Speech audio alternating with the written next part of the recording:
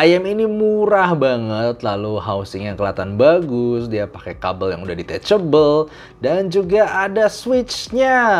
Jadi halo dan selamat datang di Aterson Review, dan inilah review gue untuk CVJ TXS. Sebelumnya thank you dulu untuk CVJ yang udah kirimin gue IM ini untuk di review, dan harganya kalau di luar sana sekitar $10. Jadi gue rasa di sini mungkin mestinya 100 ribuan, nggak bakal nyampe 200 ribuan, kalau itu udah kemahalan. Dan ya dia menggunakan single dynamic driver, tapi ada switchnya coy, ada switchnya nih. Gila nggak tuh? Lo dapetin tampilan bagus, kece gini, kabelnya bisa dilepas, dapat switch pula. Tapi apakah switchnya benar-benar berguna atau apakah suaranya bagus? Seperti biasa gue akan breakdown review ini mulai dari build, fit, frequency response, suara, dan juga perbandingannya. Mulai dari build quality-nya sendiri, walaupun dia birunya buat gue bagus banget, cuman ya memang ini adalah IM yang terbuat dari plastik. Jadi jangan berharap banyak-banyak di sini. Kalau kalian udah punya coba KZ banyak, ya ini mirip-mirip. Ditambah dengan QDC Type-C untuk kabelnya, sekali lagi mirip KZ. Dan kabelnya juga kayak KZ yang jadul sebelum KZ yang pakai kayak pipa-pipa sekarang itu loh. Ini jadi jangan berharap kualitas banyak, toh harganya juga 100 ribuan. Untuk fittingnya harus gue akuin, gue sih ngerasa ini untuk 100 ribu ya, ini enak banget. Untuk fittingnya ini, gue nggak tahu, housingnya tuh kayak ngepas banget di kuping gue. Jadi kayak gue bisa pakai lama-lama tanpa komplain. Dan ya eargate-nya memang agak over sih, cuman itu minor banget, gue bisa pakai ini lama-lama tanpa komplain sama sekali. Nah untuk suara dan switch-nya sendiri, switchnya sendiri sebenarnya tidak terlalu mengubah apa-apa. Kalaupun mengubah ada jujur aja, tapi itu dikit banget. Mungkin paling kerasa kalau misalnya kalian ubah switch nomor satunya ini, karena memang switch nomor satu ini sebenarnya mengubah volume suara. Jadi mungkin kalian ngerasa wah yang ini lebih ngebas, padahal nggak. Sebenarnya dia naikin semua volumenya itu. Dan juga switch nomor 2-nya itu sebenarnya cuma ngubah kayak 1-2 desibel doang. Jadi kayak sangat minor. Dan buat gue jujur aja, ini switchnya nggak guna, mubazir, nggak terlalu mengubah apa-apa, cuman kayak keren doang mungkin. Nggak tahu kenapa, maksudnya maksa banget pakai switch. Dan suaranya kalau gue kategorikan ya simply V-shape. Dia ada elevasi di area bass, kemudian di upper mid range-nya juga naik, dan habis itu ada peak treble di area round mid treble 8 kHz. Dan habis itu rolled off ya, overall ini sangat typical V-shape suaranya. Mulai dari bassnya, ini adalah bass yang sebenarnya enjoyable. Kalau lu suka EDM, lu suka yang cukup ngebas, ini bisa kasih bass yang cukup tebel dan gebuk. Jadi buat EDM, buat pop, buat yang fun-fun gitu, ini berasa asik. Cuman memang agak keteteran aja untuk lagu-lagu yang butuh speed bass tinggi. Tapi selain itu ya, ini simply fun bassnya.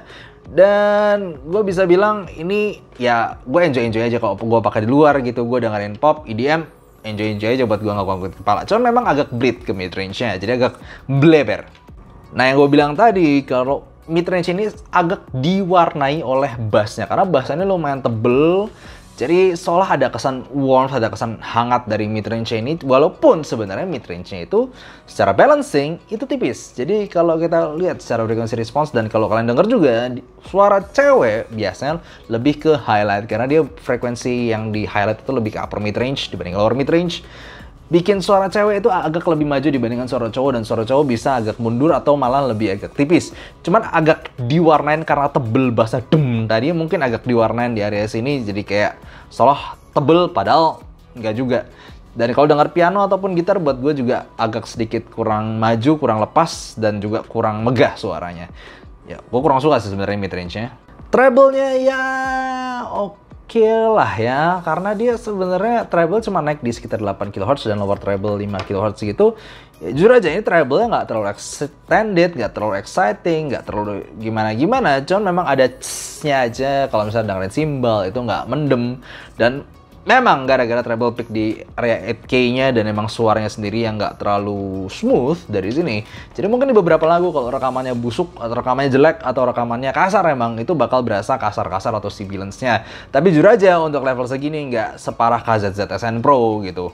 Jadi at least kalau di telinga gue masih agak bisa tahan, walaupun kayak aduh sakit dikit gitu loh. Tapi sekali lagi tergantung banget sama rekamannya sendiri, dan buat gue ya ini masih gue bisa tahan, walaupun itu ada pedas-pedasnya itu. Ya, jadi simplinya tonalnya ini tonal yang ya V-shape pada umumnya, fun dengan segala kelemahannya, agak tipis vokalnya, agak picky treble-nya, ya gitulah ya. Nggak terlalu gimana-gimana sebenarnya tonalnya. Dan juga teknikalnya, oh jangan ngarep apa-apa dari harga segini, karena ya dia agak sempit, detailnya nggak terlalu dapet. lalu kemudian resolusi juga gitu-gitu aja. Ya kita ngomong harga lah ya, stay realistis bro, di harga 100 ribuan ya you get what you paid for gitu. Kalau dibandingin lagi sama kayak Zilin Lung, jujur aja kayak Zilin Lung itu gue agak gimana ya, gue masih driver flexnya itu mungkin mengganggu buat beberapa orang. Toh sebenarnya tinggal main ear tips saja sampai cari yang nggak terlalu kedap. Tapi kalau misalnya udah dapet tuh fittingnya dan dia straight down juga, walaupun dia tidak bisa dilepas kabelnya dan juga nggak ada switchnya, tuningannya gue jelas lebih suka Linlung. Karena Linlung itu dia secara mid range dia lebih dapat body di male vocalnya, lebih netral overall, treble-nya nggak picky, dan juga bassnya lebih dalam, sub bass-nya lebih berasa di situ. Sebenarnya soal level teknikal ya sama aja, dua-duanya nggak bisa terlalu diharapkan apa-apa. Cuman tuningnya buat gue jelas bagusan Linlung walaupun dia tanpa gimmick-gimmick aneh. Oke, so overall buat gue si VJ-T Access ini, walaupun ada switch-nya begini, buat gue gimmick banget karena barely change anything, nggak terlalu mengubah apa-apa, dan secara suara sendiri sebenarnya tidak terlalu spesial juga. Cuman mungkin ya kalau lu mau harga segini mungkin bisa dipamerin tuh, warnanya biru bagus, kabelnya bisa dilepas, harga 100 ribuan, lalu ada switch-nya, bisa dicetak-cetak, lalu kemudian dipakainya juga enak ya, mungkin ini bisa kalian pakai, apalagi harganya cuma 100 ribuan. Jadi nggak terlalu takut mungkin kalau misalnya jatuh atau rusak, mungkin cuma dipakai waktu di luar doang. Ya jujur aja secara kualitas nggak terlalu bagus, tapi overall gitu aja gue bisa ngomong. Ini adalah overall untuk tonal dan juga teknikalnya. Dan seperti biasa, kalau misalnya kalian ada request yang pingin gua beli, silahkan dukung di Saweria, link di description di bawah, dan voting terbanyak itu adalah barang yang gue akan beli dan review. Sementara baru 2 KZPR2 dan juga Echison Heart Mirror Zero yang akan gue review nantinya.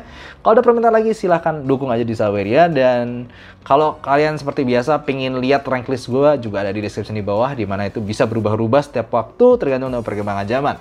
Thank you for watching and see you next time. Bye bye.